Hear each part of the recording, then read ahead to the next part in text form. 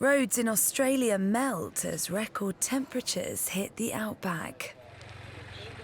90 fires were burning in the state of New South Wales, which have destroyed more than 200,000 acres of land, with tens of thousands of livestock being lost. When it becomes that size, if it really does take off, there's very little firefighting agencies can do. Meanwhile, the heatwave continued to grip large parts of the country, with records being broken in the outback town of Birdsville, where the temperature soared to 48 degrees Celsius.